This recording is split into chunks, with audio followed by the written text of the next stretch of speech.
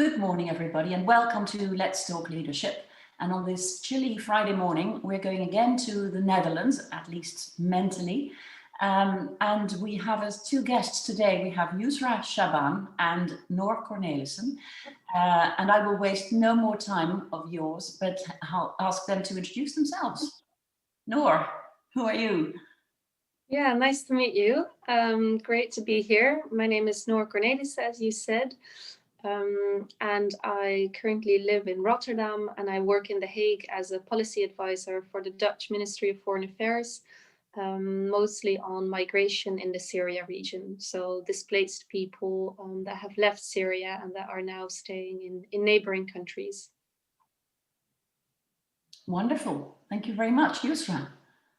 Hi, thank you so much for having me. So my name is Yousra, and of course I'm from the Netherlands. I currently work as a policy advisor to the Dutch Green Party, mainly on healthcare issues. And as part of that, I focus on COVID. So it's certainly been a super interesting time to be a policy advisor here. But before this, I just finished my master's and my bachelor's, so I've had a lot of focus on academics previously. Right. And both of you went to United World College, right? Yeah, that's the link. Yeah, exactly. Yeah.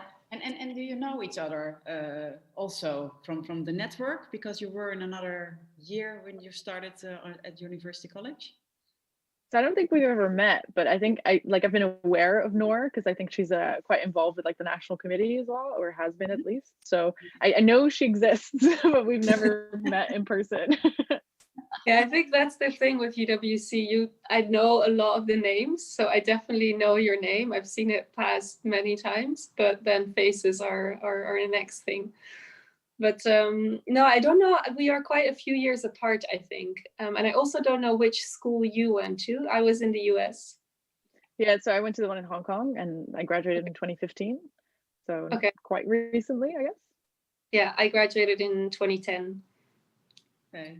I won't tell you when I graduated, but it's not the end of the scale. No, the top line will keep quiet about that, I think. And can you maybe go back in your memories to that period in high school? Because you were very young when you applied for a place on a UWC at that time. You were, I think, 15 or 16. What were your thoughts about yourself and the world, and why did you apply for such quite a huge step at this young age to go abroad to finish your high school? You want to go first, Yousra? I will dig a little bit. Sure. I mean, for me, it felt quite natural. Like ever since I was 7 years old, I'd come to my mom and be like, I found this boarding school in England and I want to go to this place. And always my parents were like, well, that sounds lovely, but why would we send you to a school in the UK if we have a great school here? And so in my search for opportunities, I came across UWC when I was 14 or 15 years old. And so I actually applied twice. I didn't make the cut the first time, but I was quite motivated the second time around as well. So for me, it was really I've always wanted to explore the world and see more of it. And I've always been so interested in meeting people. And so for me, this was a very natural step. It didn't feel scary to me, but I could see how from an outsider's perspective, it sounds a bit crazy. Yeah, for me it was a bit different. It was not as conscious as I think it was for you, Yousra, or that I hear of many other UWC kids. I was the youngest one at home, and my brother and sister had already left, so I was a few years alone with my parents. I was a bit bored. I was not so challenged anymore, and I was looking for something that would broaden my horizon. And I also felt a bit like I was in a space where I couldn't really be everything that I thought I could be. And I think for me that was still very undefined. So it was a bit of a search, but I wasn't really sure what I was looking for. And UWC came along and it something in my gut felt right, but I'm not going to pretend as if I had a real understanding of what it was at that age. Actually, I think for me that really came while being there and reflecting on it afterward. Yeah, And what did it bring you, that period? A lot, yeah. I mean, some of my closest friends. But I think what the most thing it brought me is just an awareness of my own position in the world and my privilege. Mm-hmm. And yeah, it was just very confronting with what else is out there and where I had grown up and how that related to other areas of the world.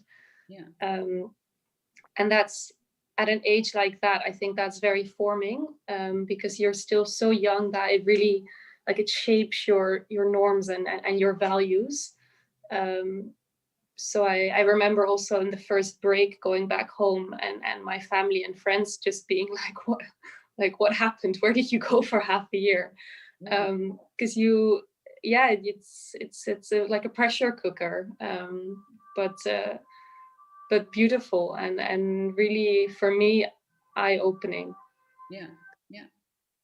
And when you look at your career so far, how is it influenced by that awareness, that growing awareness that you had in with this experience?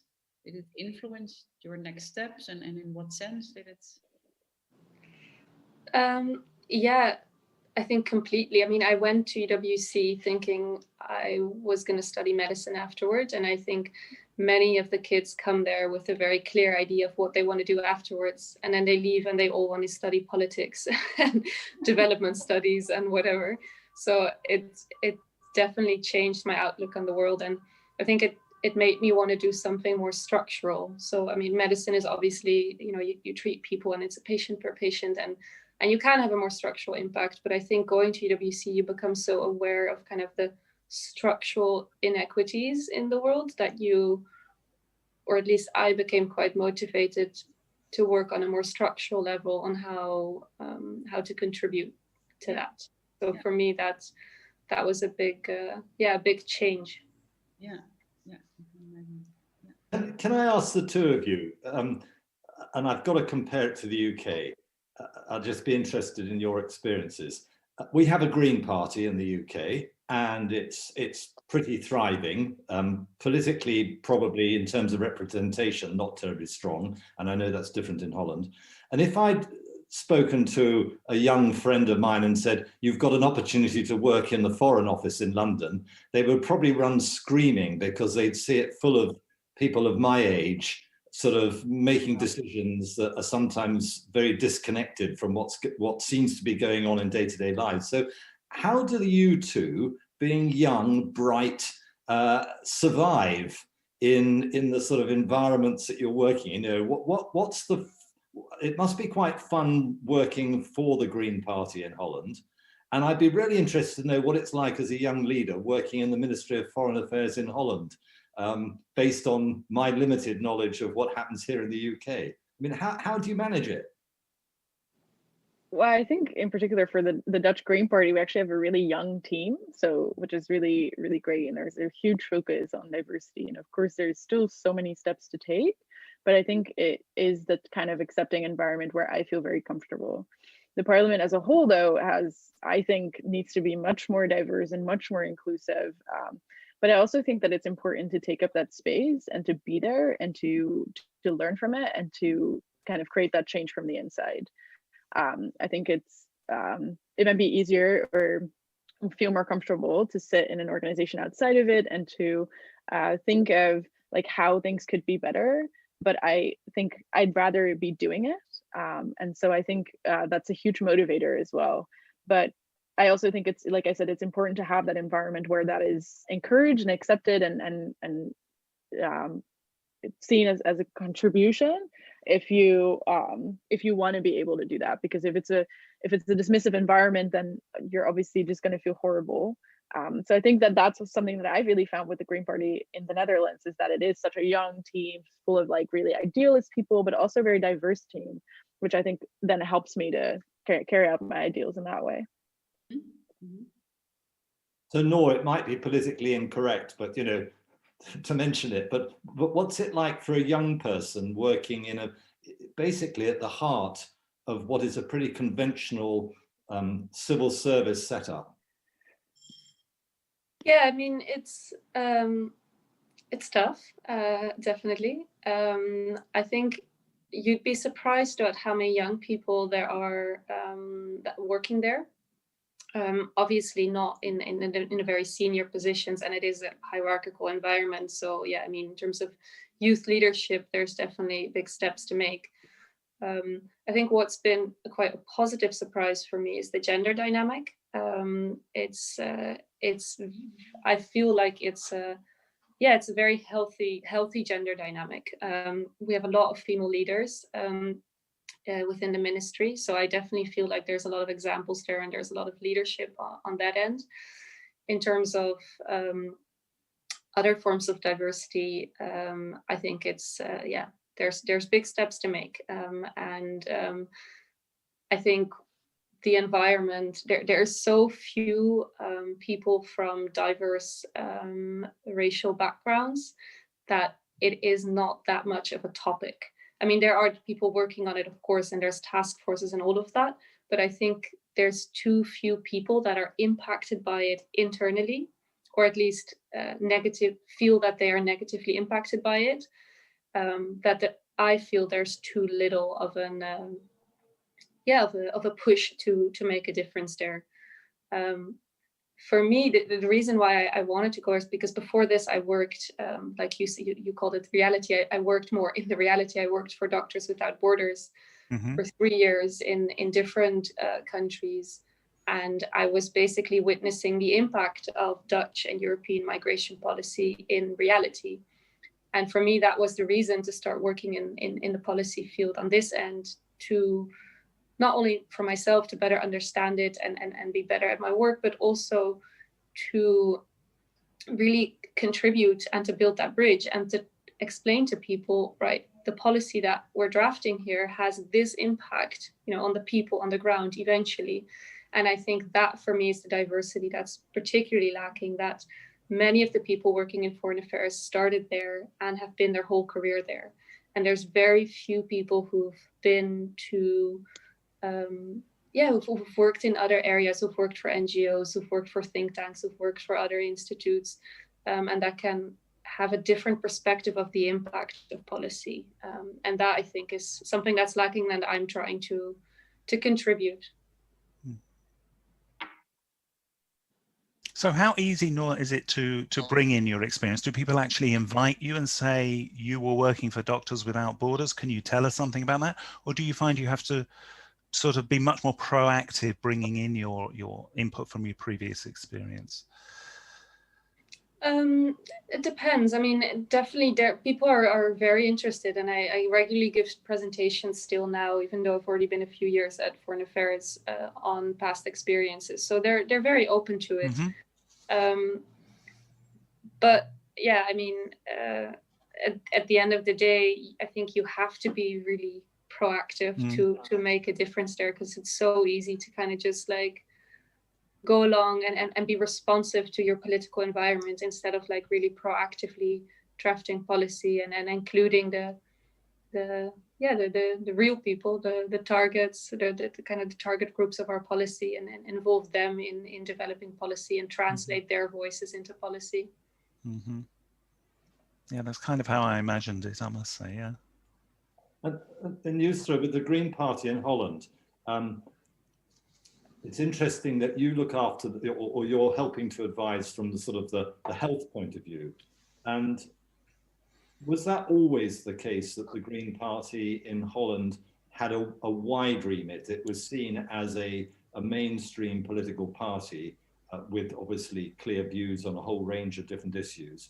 Or did it start, probably like the Green Party did in the UK, very much from an environmental point of view, and then once it got accepted more into mainstream politics, then had to develop sort of policies around the economy, around health, around gender issues, whatever it might be? I mean, what's been your experience? I mean, I can only kind of speak for my experience there now, and I think it's very much a mainstream party in the sense that, yeah, there's a really active climate cluster within our party that are definitely like fighting for those really like green ideals.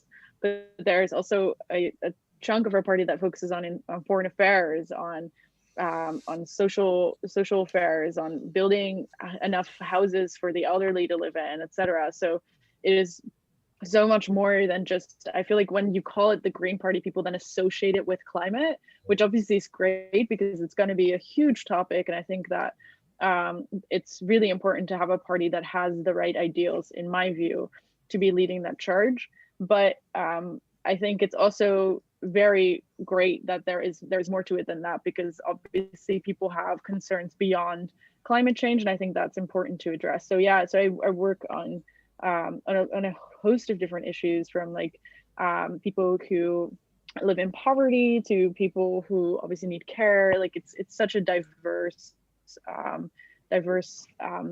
series of topics that I get to work on, which is really awesome. I think the name of the party in the Netherlands, GroenLinks, Green Left, gives a bit more, I don't know, context though. Like it's not just the Greens as you have in other countries. Like it's, I don't know, the name broadens a bit the scope. But I do see that, like, because I know that like even now from polls, the Green Party is mostly associated with climate, and so I think that's super important. But it's also, we are doing great things on other issues that but that's also, I think, for people that are serious about supporting a party, they will do a little bit of research and they find other issues too, like, okay, I also really care about foreign affairs, and that we're idealist in that perspective. And then if you do a little bit of research, I think that with most parties actually in the Dutch parliament, they have a grand scope of this, and they have like one major focus, whether that's foreign policy or migration or climate, but they all kind of include different issues. And Yousra, do you have a lot of links with other European Green parties at the European parliamentary level, at the EU level as well? Oh yeah, absolutely. So I actually personally, because one of my files is the pharmaceutical industry, and so we work, a lot of that legislation is on the European level. So I work very closely with our European Parliament political aide, and she's great, and they're putting such an effort in there too. So I think also not just amongst just the Dutch Green Party, the representatives we have in the European Parliament, but also amongst the European Greens, there's a lot of collaboration on trying to help each other realize those ideals. Yeah, that's what I would have imagined. Yeah. So what are the leadership challenges for both of you? Because you're young, you're educated, you're in really interesting roles from my perspective and only mine, at a fairly early age.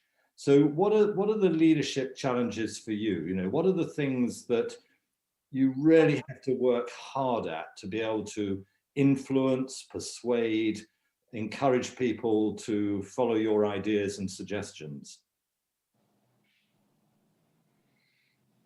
I mean, I think that it's so I think that within my current position, it's a bit different, because it's, like I said, it's a very young team. People really are encouraging each other to speak up, etc. But I think in general, if you look at more of the corporate landscape, or like whatever type of job you work in, people like to be around people that they are similar to them. So for example, hiring someone that's 25 to do a job that you would normally have a 60-year-old do, to a lot of people feels incredibly unnatural. And so I would advocate for take that chance. Like you see this right now, which is one of my biggest criticisms of how a lot of COVID legislation is being done. It is being made by people that are all over 50, and they keep complaining about young people not abiding by the rules. And I'm like, when's the last time a young person sat at your table? So I think those are important issues, like diversifying the landscape, not just in terms of race and ethnicity, but also in terms of age, in terms of gender, because it's so easy and comfortable to be in a position where everyone that's around you looks like you. So I think more generally, it's that can be like a tough conversation to have, but that's not something that I necessarily face in my current job, but that's something that I see all around. Like when I was looking for jobs, there's these places that have posted on their website, "We love diversity," and their entire board, all their top people are all white and male. And it's the type of situation where you're like, if I apply for this, will I have a serious chance or not? And so I think internalizing that as an organization is so incredibly important. And that is something that I see changing, thankfully. Like there's such leaps being made, and so many people that are really, really passionate about this now, which is awesome. But also there's so much left to be done. So yeah, advice for the other generations would be, give us a little bit more space and give us a voice at the table if you make these kind of decisions. And then is there anything else what could help your generation of young leaders to gain more opportunity to act as a leader and to influence and persuade? Well, I think in that sense, a lot of people talk about diversity as kind of like a passive exercise. So it's like, okay, we will have 50% of our board shall be women. But then if you don't listen to them, and if you don't interpret their, like, or let them take up those tasks and let them do what they need to do, then you're not actually internalizing that sense of diversity within your organization. So I think that's really important, where it is not just creating that seat at the table, not just allowing someone to speak, but also being like, let me sit down and see what I can learn from this situation, and let's internalize that as an organization. Allow your organization to be changed by introducing diversity. Yeah, and I think also to really encourage current leaders, to be reflective of their own past and their own lens through which they look at the world. Because I think I had it, for example, we had elections for another job or position I hold, and there was a lot of candidates from Francophone countries. And the way they present themselves is just very, very different. Like they orate much more, like they stand up, they speak. And for a more Anglo-Saxon audience, that can be very lengthy and out of place, and even a bit like dramatic. And you can see that things like that distract from what people are actually saying. And I mean, like Yousra said, you like to see people that or that you're familiar with, or that look similar to you. I think to really constantly have leaders reflect on, like, what is the lens through which I look at the world, and how does that influence the way I perceive people? And how can I be more neutral in that sense? Yeah, it's a wonderful point you both make, because I mean, I'm looking at my three friends sort of on this site, and when you were talking about looking at websites and corporate management teams, and your heart just sinks as grey man after grey man appears on the scroll of the sort of great and the good, or certainly in the work we do, you hear people expressing very genuine views, but they're formed by being with people of their own type over a long period of time. And it's really refreshing to hear the two of you talking like this, because that seems to us anyway, of an older generation that might, I'm making an assumption, might be a little bit enlightened around this. It's a really difficult call. How do you persuade people to listen to people who aren't like them? How do both of you manage to influence in your own ways people who are, for very genuine reasons, either through age or gender or educational background, are very different to you? You've got important things to say. So how do you do it? What's your trick or your technique or your route to success? Well, I don't necessarily think there's a trick to it, but I think there is I like to look at this from a point of connection, and to make that connection, I think, can be, if you talk about introducing, let's say, diversity to your organization, let's say you talk to a female leader, finding that connection where you're saying 30 years ago, it would probably be incredibly tough. And I mean, it still is for a female to hold this position, is something that even if that person's white, is something that they can connect to, because they're like, oh, I see what you mean about male versus female privilege, and how that translates into privilege based on race or background. So someone who, because everyone has certain privileges and everyone has certain kind of drawbacks, and so someone can be white and middle-aged and a male, but if they grew up really poor, they might understand better the idea of how privilege works, and how for them, someone giving them an opportunity was really important, and how they can also fill that space. So I think finding that connection where it's like, you can say you can draw that line between for you this and for that other person that. I think that is a really effective way of having people reflect on their own position and how they can help others.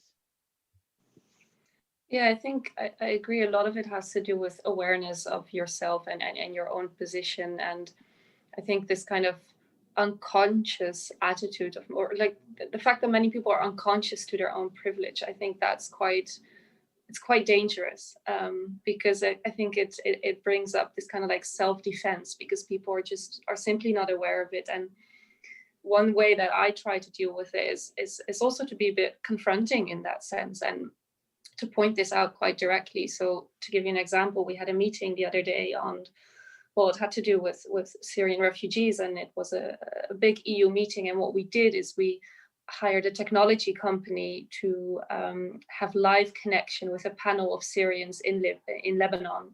Yeah. And we gave them the agenda topics for the meeting, and we tried to interact with them during the meeting. And then what we asked them is like, if you could have designed the agenda, what would it look like? And you saw that the key topics that they wanted to address were not on the agenda at all. And these were the key policy advisors talking about it. So, I mean, we then put these results on the screen during the meeting, and it was quite confronting, obviously. But I think this is necessary for people to also realize, like, oh yes, actually we're talking about people that are not sitting at the table, and that if they could design it, they'd be talking about something completely different.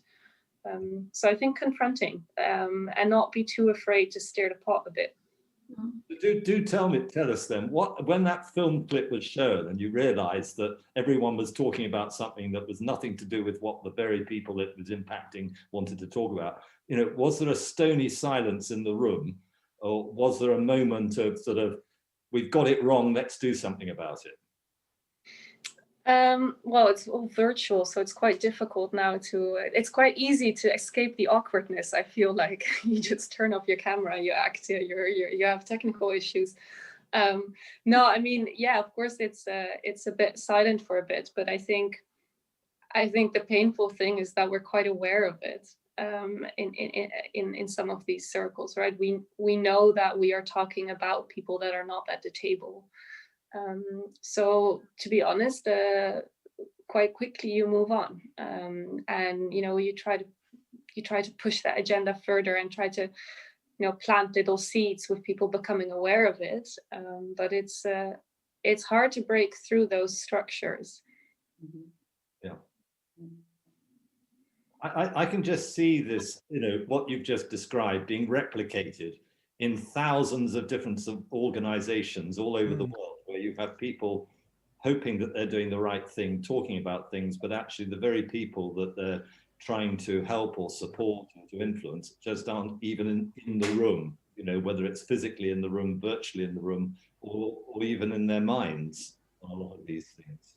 So picking up your point, Yousra, you know, my niece went off to, great niece went off to university for the first time a few months ago, back in September, went straight into lockdown because her hall of residence had one person with COVID, so they closed. And you know, she spent the whole of the first 4 weeks of her university life locked in her room, being fed food parcels, sort of, you know, through the front door of the hall of residence. But no one had actually spoken to any of the students. No one had actually asked, well, what do you need and how can we help? There was just this assumption that, you know, everything would be fine. It seems to permeate right through society, from, you know, certainly from our experiences. We obviously look at the corporate world, but you're looking at it much wider. I just think it's a really, really important issue that we need to. And building on that a bit, just asking Noor again, I mean, the work that you're doing there is obviously fantastic. It's really interesting, the story that you've just told there. How far do the public know the kind of things that you're doing in the Ministry of Foreign Affairs? Because I think there's also the sort of outreach, the selling of what you're doing, if you like, to the public, or the taxpayers, as they might be called as well, which is really, really interesting. Because I think there is this idea that there are bureaucrats who just do routine administration. But what we're hearing is, of course, a tremendous amount of stuff that could be very, very interesting and valuable the general population in a given country or in all of Europe or whatever it happens to be? How far is that? Is there an awareness of that? I think that, yeah, it's hard to answer. I don't know how much the average citizen knows about,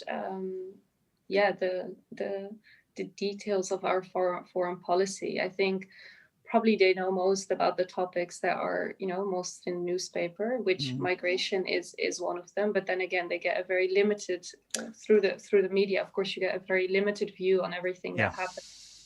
I mean, I do think there's quite a direct line. I mean, in terms of the Parliament, of course, asks a lot of questions, which we answer about our policy. We write letters to Parliament to inform them about our progress. We also get letters for what we call burgerbrieven. So these are letters from citizens that can reach out to us and can ask questions directly, which we then answer. So I think there's a lot of opportunity to engage and to get the information. A lot of it is public.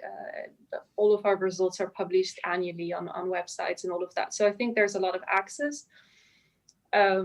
But the amount of people that are interested in it and know the details of it, I think that's probably quite little. But that's also, I think, quite understandable, because a lot of what we do doesn't impact their daily lives, or at least not directly.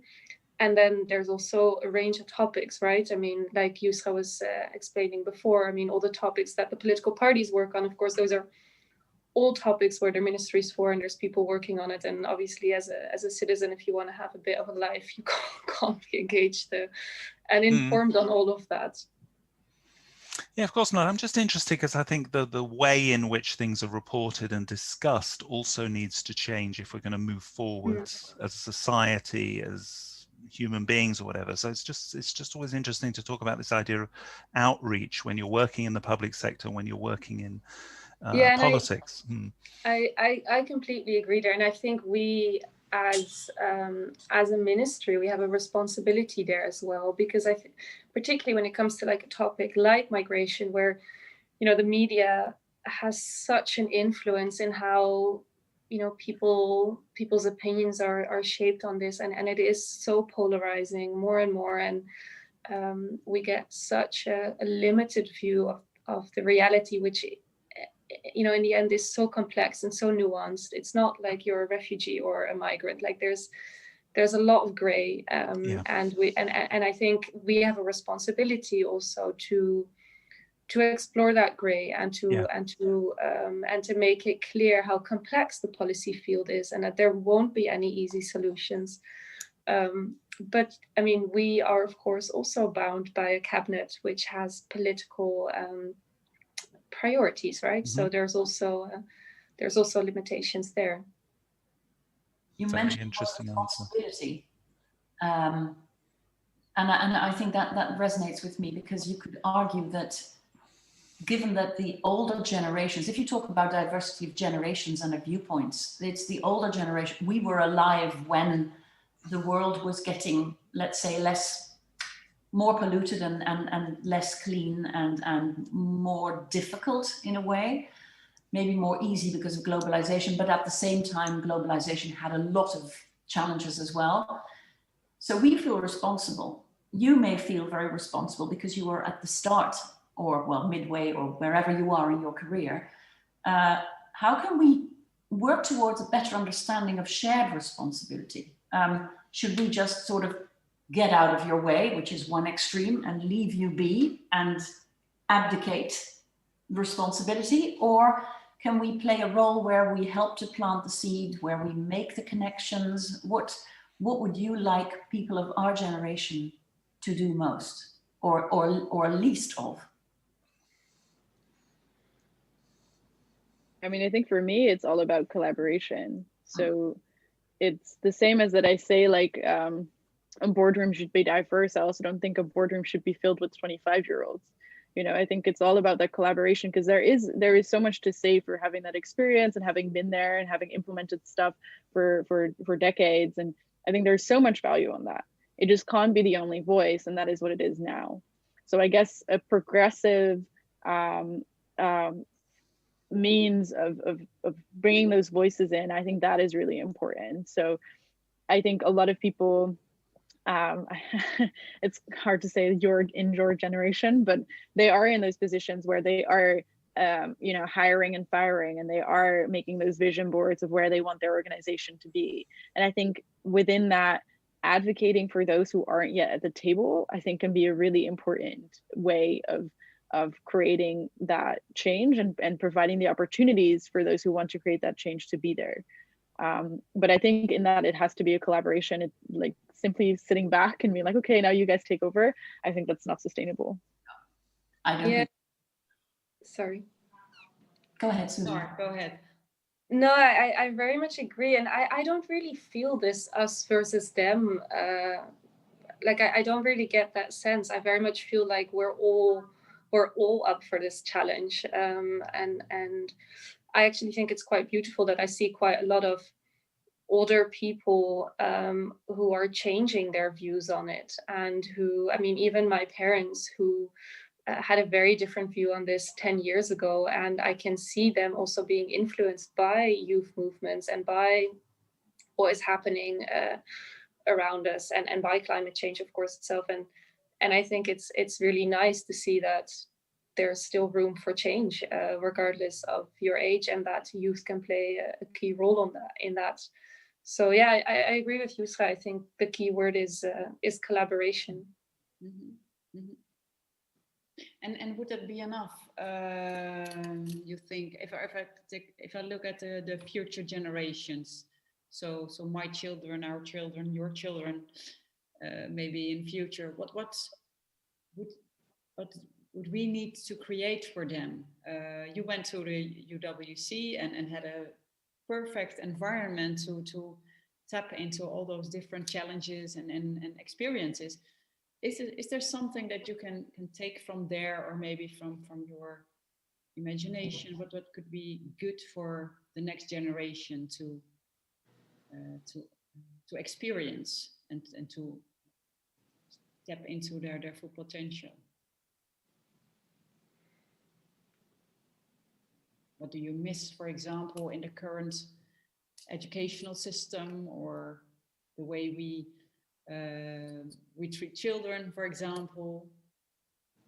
I mean, I think often this is posed as a, as like Noor was saying, as like an us versus them type of situation. I think that's also very much in the current discussions on such important issues such as like race, but also climate change, is that it, like, I think it's so important that it doesn't become that it is a space in which everyone is capable of learning and everyone is evolving constantly, and that is appreciated. So I think one of the most important things we can do right now is to create kind of that space in which learning is encouraged. So saying to someone who perhaps doesn't have as much experience with climate change and just isn't really aware of how all of this works, because that's something we all need to realize, is knowing so much about climate change, knowing so much about diversity, that's a privilege. That's something that we have picked up because we've been able to go get educated in all these different places and be exposed to all these different experiences. So someone who isn't there yet and who's like, oh, I never knew that getting all this oil out of the ground was a bad idea, then saying to them that makes you a terrible person, that doesn't solve anything. Yet being like, well, now you know, and like, let's see like what we can do about this, and do you want to maybe join me in going to this protest? Or like, I think that is so much more of a constructive way of doing things. So I think that is something we can instill in others around us, where we create this space in which learning is appreciated, in which we all try to evolve constantly, knowing that being educated is a privilege. Yeah, I agree so much with you, and I have quite an embarrassing, perhaps personal example. When I was at UWC, I mean, that was 12 years ago. I remember in my first December there, I organized a Sinterklaas event, and we dressed up like Black Pete. And I mean, that at that point in time, I mean, of course, there was already discussion. There's been discussion on this for decades. Like, this is not new, but I wasn't as aware of the implications of this holiday and the structures that go behind it and that it perpetuates. And I think we had a really interesting discussion on it there. And some of my classmates called me out on it. And and my fellow Dutch students, and we had a talk about it. And I mean, it was only really there in that context that it dawned on me what the implications are of celebrating something like that. And you grow, right? You learn and you evolve. And I think for me, it was a very safe space where I could make that mistake. And people could very personally share with me what that meant to them and what impact that had on them. And that, I think that's also the strength of UWC, to do a bit of advertisement, to have that safe space at such a young age to challenge, you know, your own values, and to do that in a personal way, because you can read an essay from somebody, you can, you know, whatever, hear something, but to really sit in front of somebody and to say, I'm touched by what you do, it hurts me in this and this way because of this and this. I mean, that changes you forever. Like you will take that along with you. I guess also it's very important to create this learning environment and to learn from mistakes and experiences.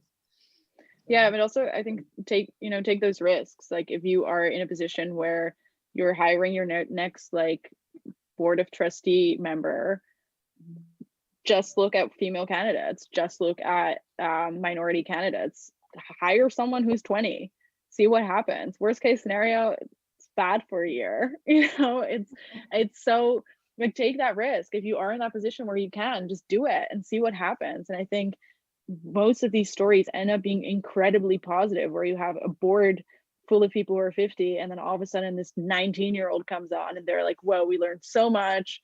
We now know how to target young people with our company, which is something that we've been trying to do for so long. I think there's mostly positive stories. So take those risks if you are in that position where you can do so.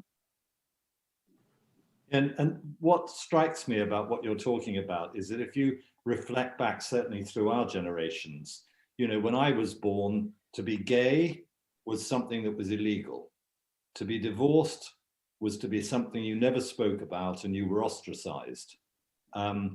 To actually meet someone with a different colored skin was very rare, even in a very normal environment. To hear foreign languages being spoken other than in the classroom was pretty rare as well. You might meet someone who was living near you who came from a different country, but it was rare. And so in the space of 50 years, enormous changes have taken place.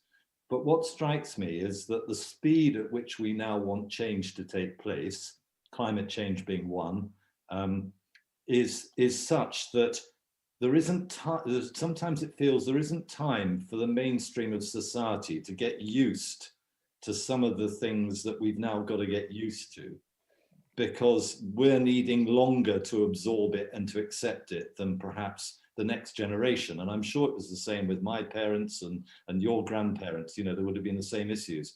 So how do you, taking all that you've said, how do you speed things up, but at the same time allow time for people to accept the value of what you're promoting? Because what you're promoting is incredibly valuable. It's crucial for the survival of society, but it takes time. And I'm just interested to think what your children will be saying to you in 20 years' time. You know, hey, mum, get off the perch. You know, there's more important things that we want to get on with, and you're holding us back. I don't know. I just sense there must be an overwhelming frustration that things don't move quicker. Yeah, I mean, there is. And I think, like, just to first go back to what you said on, like, a lot has changed in the last 50 years. I think definitely a lot has, and probably exponentially so. But there's still a lot, that hasn't changed. And I think what's dangerous now is that a lot of that is subtle and it's hidden. And it's being regarded as, oh, well, we've already come so far. And particularly for me, I see that a lot of gender issues, being a woman an educated woman in the Netherlands, white woman in the Netherlands, there is an assumption that, you know, you're pretty much equal by now, right? Like, what issues do you still really have to face as a woman in that position?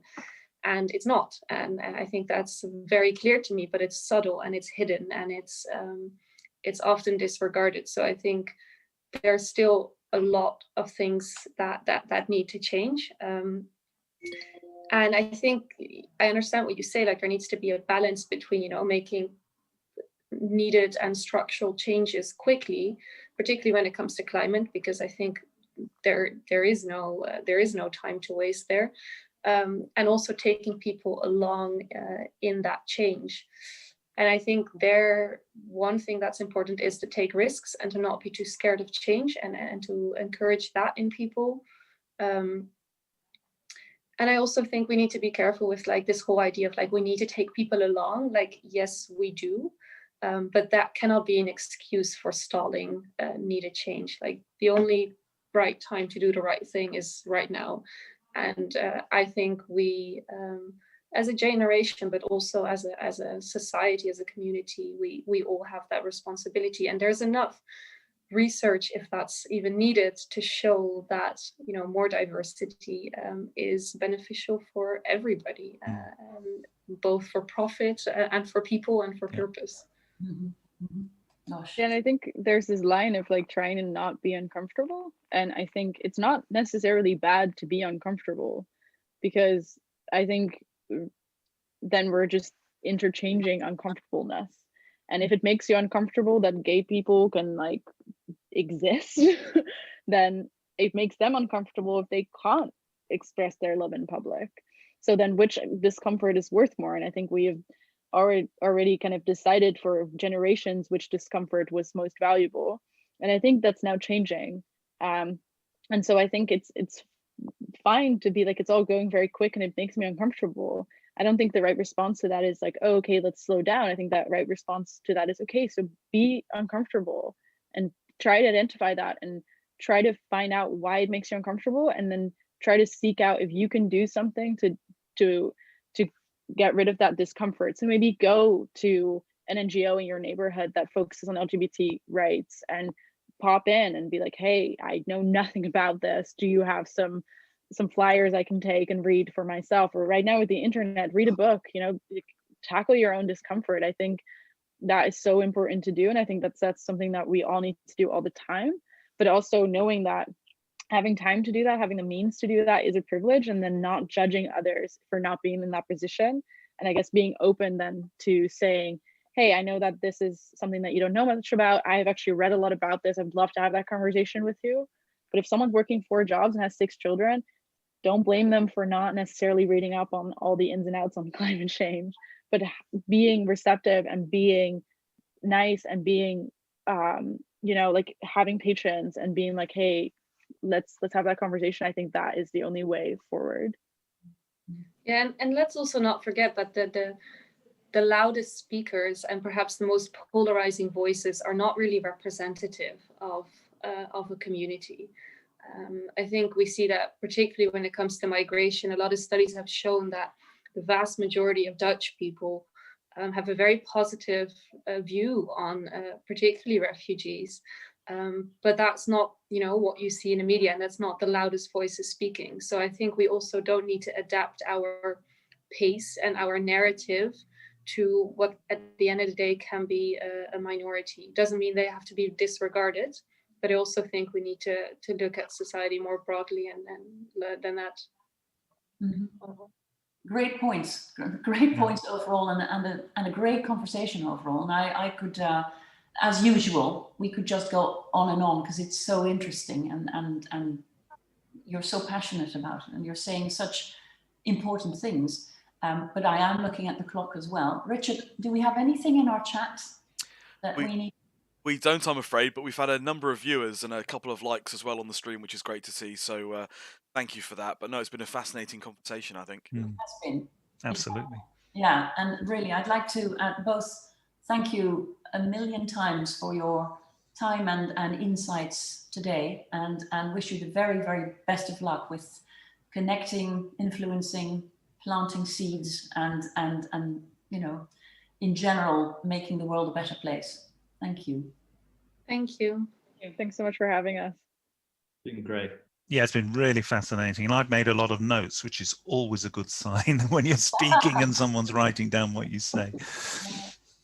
Yeah. Okay.